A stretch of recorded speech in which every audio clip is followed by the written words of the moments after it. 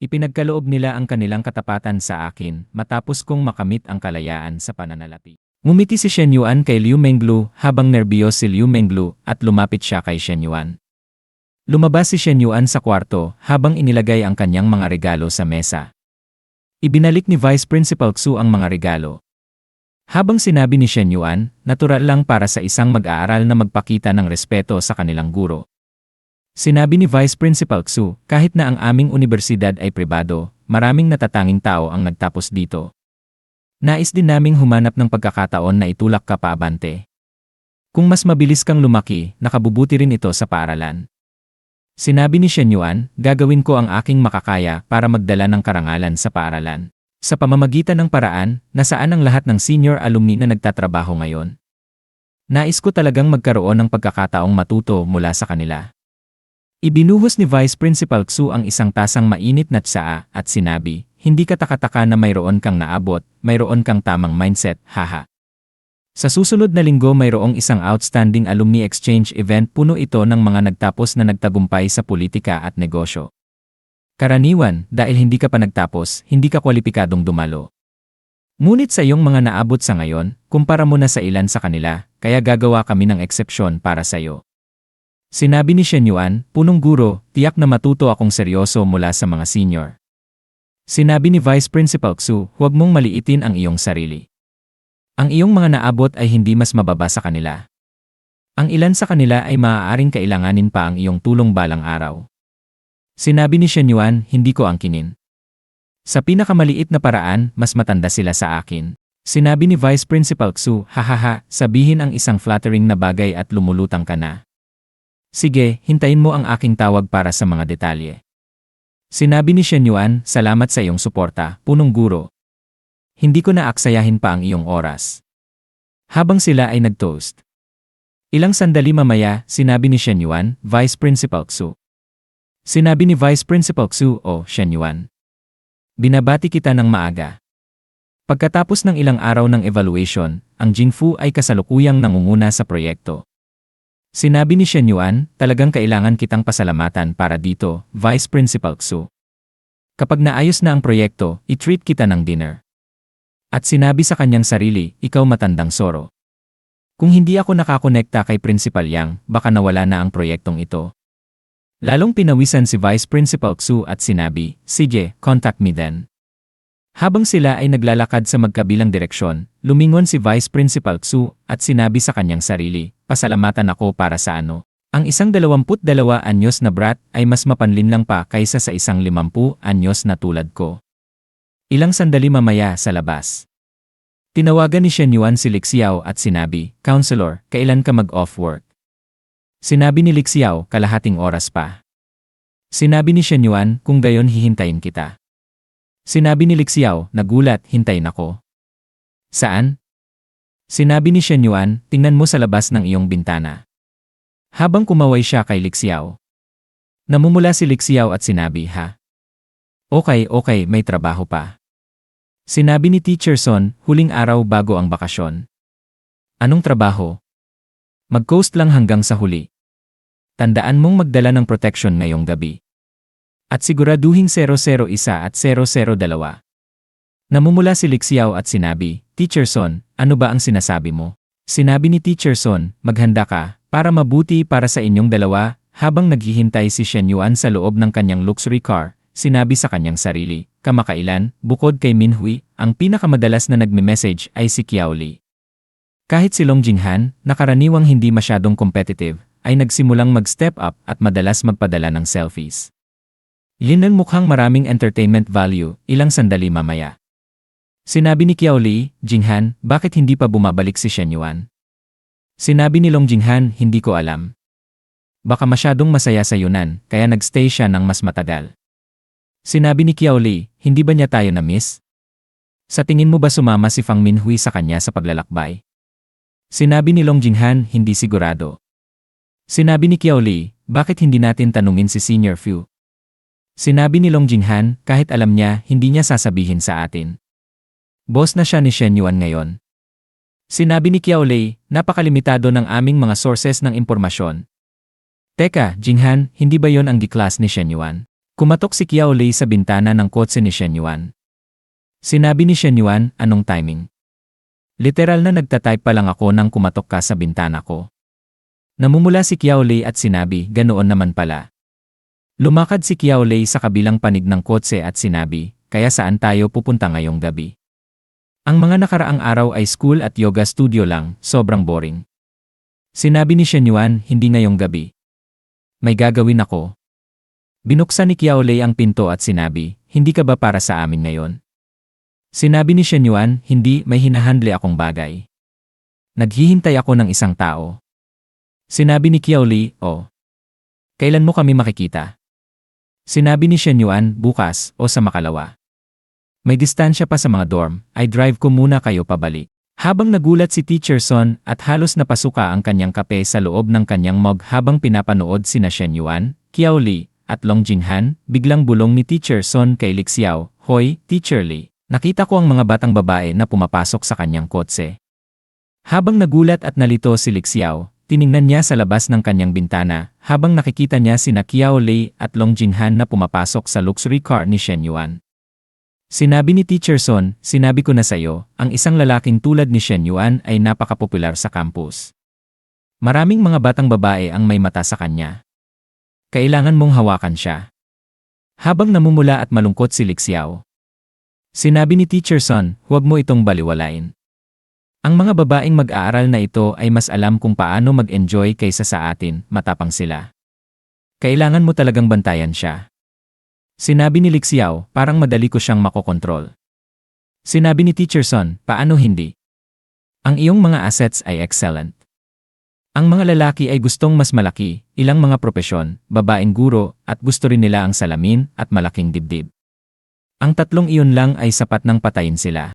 Habang dahan-dahang umupo si Li Xiao sa kanyang mesa. Sinabi ni Teacher Son, kung magdadagdag ka ng black stockings at office wear, garantisadong hindi siya makakasurvive hanggang bukas. Habang nanatiling tahimik si Li Xiao, at nagpanggap siyang nagsusulat sa kanyang notebook at sinabi sa kanyang sarili, naiintindihan ko ang lahat ng sinasabi ni Teacher Son, ngunit hindi ako naniniwala na si Shen Yuan ay kasama ko para sa mga mababaw na dahilan. Kung totoo yon, hindi ba nababago ang kalikasan ng aming relasyon? Biglang hinawakan ni Teacher Son ang pen ni Li Xiao at sinabi niya, ang mga lalaki ay lahat ay fickle. Ang hindi nila makuha mula sa iyo, madali nilang makuha mula sa ibang babae, lalo na ang isang tulad ni Shen Yuan, na kailanman ay hindi kulang sa atensyon ng mga babae. Kaya kailangan mong kumilos ng mabilis, Teacher Lei. Habang hinahawakan niya ang magandang mukha ni Li Xiao. Habang tinitingnan ni Li Xiao sa ibaba at sobrang depressed, sinabi sa kanyang sarili, sino ang mga babaeng yon? Bakit pinapasok sila ni Shen Yuan sa kanyang kotse? Saan sila pupunta? Hindi ba sinabi niyang pumunta siya para sunduin ako ngayon? Sa girls' dorm entrance. Sinabi ni Qiao Lei, Shen Yuan, ako ay personal na pinili mo. Kailan mo i-evaluate ang aking startup project? Habang lumabas sina Qiao Lei at Long Jinhan sa luxury car ni Shen Yuan. Sinabi ni Shen Yuan, sophomore ka pa lang. Walang management o work experience. Paano mo papatakbuhin ang isang media company? Huwag mong subukang mag-skip ng 10 hakbang ng sabay-sabay. Hindi tumutubo ang pera sa mga puno. Sinabi ni Shen Yuan sa kanyang sarili, ang plano ko ay expand ang online operations department ng Jingfu. Kapag stable na ang side na yon, mag-a-allocate ako ng ilang resources para magsimula ng bagong media company. Ang personalidad ni Qiao Lei ay angkop para sa management, ngunit ang personalidad at kakayahan ay dalawang magkaibang bagay. Sinabi ni Qiao Lei, ako ang publicity department head ng student union sa aking faculty. Isang semestre ko nang ginagawa ito. At para sa work experience, naging assistant ako sa aking streamer friend sa huling 2 buwan. Bilang ba yon? Sinabi ni Shen Yuan, hindi. Ang student union at company operations ay lubos na magkaiba. At ang iyong assistant work ay malamang na may limitadong exposure. Kung hindi ka umuwi para sa summer break, maaari kang mag-intern sa online operations department ng aking kumpanya. Ito ay basically tulad ng isang maliit na media company. Sinabi ni Qiao Lei, talaga? Karaniwan ka bang nasa kumpanya? Sinabi ni Shen Yuan, hindi naman. Hayaan mong sabihin ko ng maaga, kung masyadong mabagal kang matuto at hindi mo matugunan ang aking mga pamantayan, kalimutan mo muna ang pag-umpisa ng iyong sariling kumpanya. Inayos ni Kiao Lei ang kanyang buhok at sinabi, nakuha na, senior. Gusto mo bang pumunta sa taas sa aming dorm at umupo ng ilang sandali? Sinabi ni Shen Yuan, ano ba talaga ang gusto mong sabihin? Pumunta sa taas para umupo o para gawin ang isang bagay? Kiao Lei ay nagsabi, senior, susundin ko kayo. Shen Yuan ay nagsabi sa kanyang sarili, may pulong pa ang tagapayo bago mag-out. Wala naman nang gagawin, bakit hindi na lang pumunta sa taas para magpalipas ng oras? Shen Yuan ay nagsabi, sige, pero linawin ko muna, pupunta lang ako sa taas para umupo, hindi para gumawa ng kahit ano. Biglang lumabas ang isang matandang babae at nagsabi, estudyante, ito ang dormitoryo ng mga babae. Ano ang ginagawa mo? Habang lumalakad palayo sina Kiao Lei at Long Jinghan kasama si Shen Yuan, hinawakan ni Kiao Lei ang kamay ng matandang babae at nagsabi, tita, ito ang boyfriend ko. Malapit nang magbakasyon, kaya nandito siya para tulungan akong ilipat ang aking bagahe. Pakiusap, patawarin niyo po kami. Ang matandang babae ay nagsabi, sige, pero huwag kayong magtagal sa taas. Kiao Lei ay nagsabi, okay, salamat po, tita. Ang bait ninyo, makalipas ang ilang sandali, sa dormitoryo ni na Kiao Lei at Long Jinghan. Kiao Lei ay nagsabi, malinis at maayos, di ba? Hehe, bilis, purihin niyo ako. Tiningnan ni Shen Yuan ang kabinet at nagsabi, kung malinis at maayos, bakit ang closet mo ay magulo na hindi man lang masara ang pinto? Habang mahinay binuksan ni Shen Yuan, biglang tumalon si Long Jinghan at hinawakan ang closet at nagsabi, Shen Yuan. May mga pribadong gamit ng mga babae sa closet. Hindi ka pwedeng tumingin doon. Habang siya ay namumula. Shen Yuan ay nagsabi, ano ang problema? Hindi naman kinakabahan si Kiao Lei, bakit ikaw ang nagpapanik? Maliban kung mayroon kang itinatago sa akin. Long Jinghan ay nagsabi, uwe. Namula si Kiao Lei at nagsabi, Jinghan, ipakita mo sa kanya. Habang tahimik na umalis si Long Jinghan at tumingin sa ibaba, tiningnan ni Shen Yuan sa loob at nagsabi sa kanyang sarili, Diyos ko. Ano ito? Pwede ba itong tawaging damit? Ito ay halos piraso lang ng tela. At bakit lahat ng ito ay magkakapares? Peres para sa magkakapatid? Habang namumula at humahawak ng bikini, Long Jinghan ay nagsabi sa kanyang sarili, sinabihan ko na si Kiao Lei na huwag bilhin, pero pilit siya. Ayos, ano na kaya ang isipin ni Shen Yuan sa atin? Shen Yuan ay nagsabi, Lilei, ikaw ang bumili nito. Kiao Lei ay nagsabi, syempre. Sino pa? Ako ang bumili ng lahat. Espesyal na magkakapares na damit para sa magkakapatid. Long Jinghan ay nagsabi, hindi ako pumayag dito. Si Kiao Lei lang ang bumili. Hindi ko sinabing isusuot ko eh. Shen Yuan ay nagsabi, teka, bakit mo sinasara ang kurtina? Habang pumunta si Kiao Lei sa bintana at tiningnan sa likod, at nagsabi, lahat ng ito ay inihanda para sa iyo, Shen Yuan. Oras na para subukan mo. Shen Yuan ay nagsabi, ano ang susubukan? Kiao Lei ay nagsabi, ano sa tingin mo? Tiningnan ni Shen Yuan ang kanyang murang relo at nagsabi sa kanyang sarili, may 45 minuto pa bago mag-out ang tagapayo. Sakto lang para sa isang tao. Pero kung dalawa hindi pwedeng paboritohin. Siguro oras na para sa mabilisang round. Shen Yuan ay nagsabi, tingnan ko kung sino sa inyo ang mas magaling. Long Jinghan ay nagsabi, si Lilei. Kiao Lei ay nagsabi, syempre si Jinghan. Hinila sila ni Shen Yuan ng malapit at nagsabi, tumigil na kayo. Susubukan ko kayong pareho. Walang makakatakas. Makalipas ang ilang sandali, sa labas ng kwarto, nagsabi ang matandang tita, niray-diray, ang mga kabataan ngayon. Habang ang kama ay umuungol sa loob. 42 minuto ang lumabas si Shen Yuan at nagsabi, may urgenteng kailangang gawin, mauna na ako. Itutuloy ko kayong pagsubukan mamaya. Shen Yuan ay nagsabi sa kanyang sarili, mag-iwan ng 1 minuto para bumaba, tapos 2 minuto pa para magmaneho papunta sa opisina ng tagapayo. Sa loob, nagsabi si Kiao Lei, Jinghan, okay ka lang ba? Pinagpawisan si Long Jinghan at nagsabi, mas okay kaysa noong nakaraan. Mukhang effective talaga ang yoga at pilates. Kiao Lei ay nagsabi, sa tingin ko, mas gumaling din ako. Mukhang kailangan nating magpatuloy sa training. Isipin mo, ganito na ang improvement natin sa loob ng kalahating buwan. Paano kaya pagkatapos ng 1 o 2 buwan? Sa huli, kahit isa lang sa atin ang pwedeng magpatalo kay Shen Yuan. Para sa ganoon, si Fang Minhui ay hindi magtatagal na makakatalo sa atin. Long Jinghan ay nagsabi, kailangan mo ba talagang maging ganito kakompetitibo? Sinabi ko na sa'yo noon, baka gusto ni Shen Yuan na mukha tayong mahina at delikado. Qiao Li ay nagsabi, oh please, parang hindi kita kilala. Baka hindi pa alam ni Shen Yuan na may ganitong fetish ka. At inilabas niya ang isang peres ng handcuffs at nagsabi, hindi pa nga natin nagamit ang props ngayon. Gusto ko talagang makita siyang nakatali, tapos hehe. Sa labas, nagsabi ang matandang tita, hindi ba tumutulong kayong ilipat ang bagahe ng girlfriend mo? Nasaan ang bagahe? Sinuot ni Shen Yuan ang kanyang jacket at nagsabi na ilipat na ang bagahe sa taas. Sa totoo lang, ilipat lang mula sa isang dorm room papunta sa isa pa.